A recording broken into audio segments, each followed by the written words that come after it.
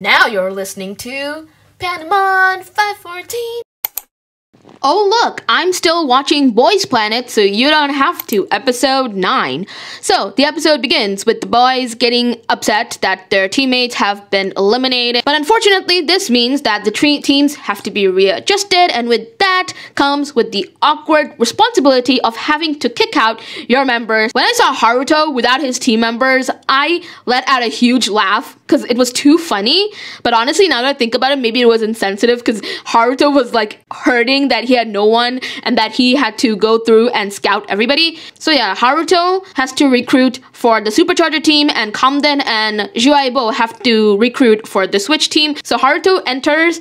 My god, I cannot take him seriously. Sometimes I just can't. But Haruto enters with the headband and the glasses. Literally took me out of it. Like, he enters with so much, what's the word? Pizzazz that the mentors could never. They could never when it comes to Haruto. Park Hanbin actually voluntarily leaves On Guard to join Switch Team, and Switch Team offers Jay many vocal parts if he comes, and not Kamden, he really wants Jay to join. He wants to perform with Jay once more in his lifetime, and he even almost does Mathew's iconic "I love you, I want you, sok mathew" like catchphrase.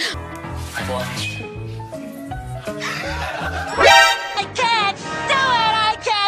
But he can't because the man will literally die if he attempts to do anything cute. However, the person who ends up leaving over me is actually Wang Zhihao, Keita, and Jongwoo. Now, Wang Zhihao and Keita was like, okay, but Jongwoo one literally just was a jump scare because I'm like, wait, Jongwoo gave so much to Over Me team. He was the leader, he did so much, and I feel so bad that people did not vote to keep him in. So that was really heartbreaking, but at the same time, I don't really blame any of the team members because somebody had to leave. But it's a shame that it had to be Jongwoo, and Jongwoo ends up going to Switch Team, and then we focus on the Say My Name team, and Hanbin trolls them into thinking that he's the one who is leaving, and Mnet definitely uses that as clout in one of their previews. Classic Mnet.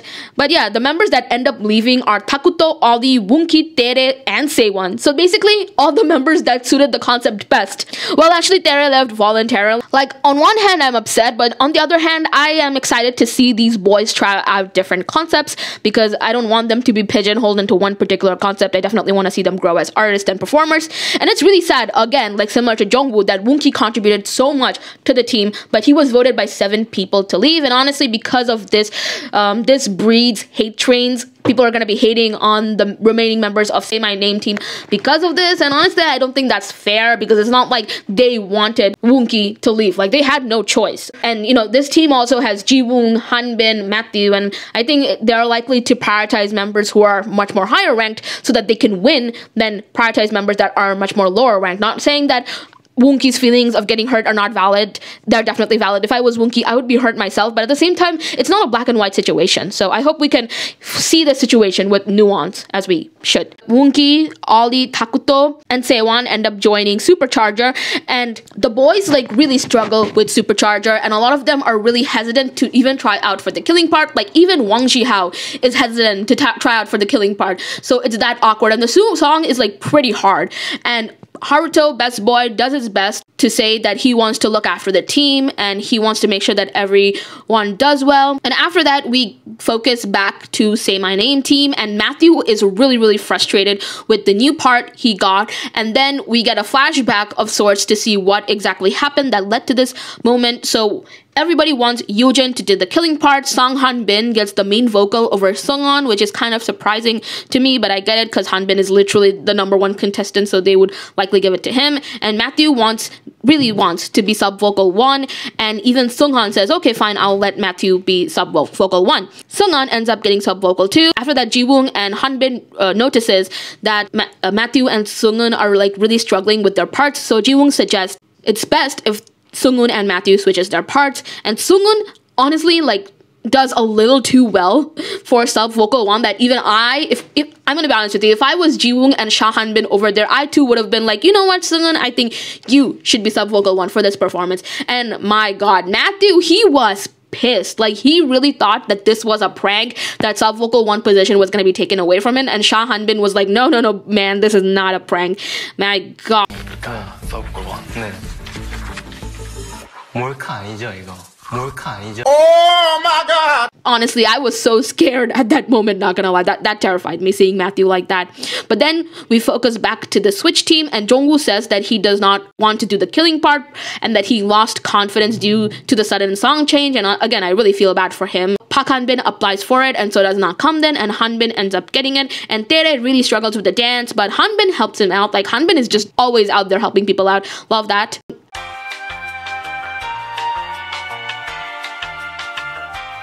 And then we go back to the on-guard team, and Park Gunwook gets the killing part over Gyuvin and Seunghoon. Again, you guys know how much I adore Seunghoon. He's literally in my top 5. I would have loved for him to get it, but again, not holding it against Gunwook. I like him as well.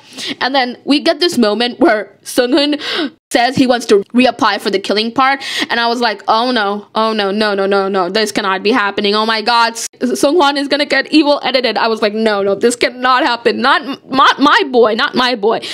But it ends up being a prank where the entire team pranks Gunwook into thinking that the killing part is being taken away from him and given to Seonghwan. So yeah, so that's the prank. But the Mathew thing, that's not a prank. So awkward. But then we go back to the Over Me team, and honestly, side rant, but I'm just genuinely upset that Jay is so quiet, has been so quiet these past few episodes. I wish he would have been, greedier to ask for the bigger parts, but I guess the reason why he does not do that is because A, there's a unnecessary hate train on him, so and maybe because of that he does not want Mnet to evil edit him or anything like that to make him more hated, so maybe that could be a reason. That's my assumption, because Jay is arguably one of the best vocalists in the competition alongside Tere and Seunghan, so it just makes no sense why he is not getting any more parts, like bigger parts, like after Love Me Right. Like, what are you, Jay? Are you Liz from IVE? Main vocal material, but hardly getting any lines? Like, come on now, get your head in the game. Anyways, but yeah, Jung Hao is the leader of Over Me team, and he ends up getting the killing part, and I'm like, yeah, Jung Hao, he's debuting for sure. And then we get these variety segments, like first the members have to engage in this gorilla song contest, and they play these various games to win prizes that they can use for the gorilla song contest. So there's this one game they play with party hats on their faces, and they have to match baby pics to the members, and then Switch team ends up winning the towels, and then have another game of recognizing celebrities and just contestants on the show and the mentors. And there's this other game where you have to throw food, and the other members has to catch it with their mouth, and Ricky throws the food and Jay catches those jellies every single time. Somebody commented saying that Jay is showing off his frat boy skills, and that gave me a good laugh. Jay ended up catching 11 jellies, and they ended up winning Kimbap. Would you do it for a Scooby snack?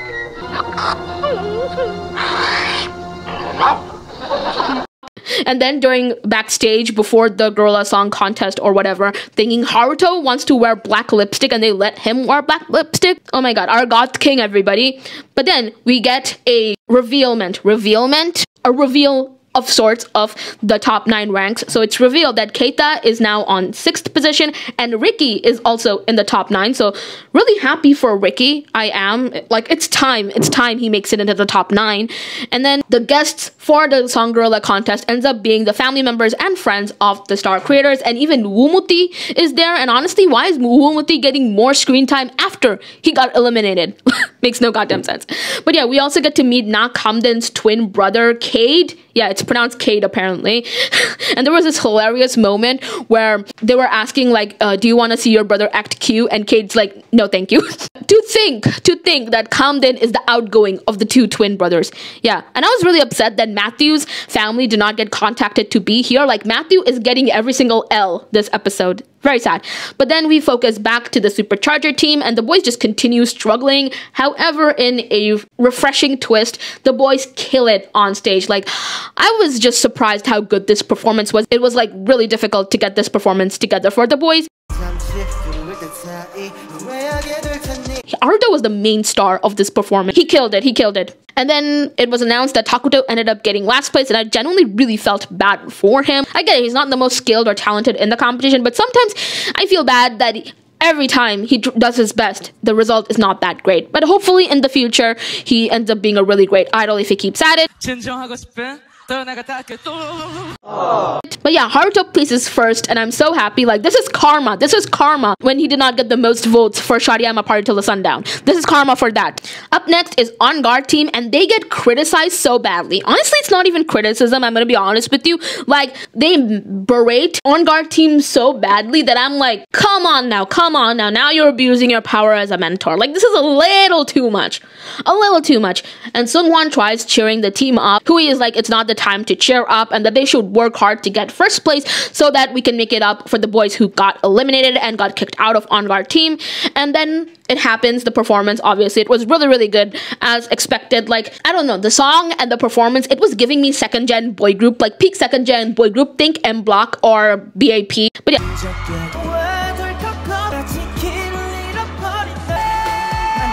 Slay! Slay Queen! So cool! You are pretty! Slay Bestie!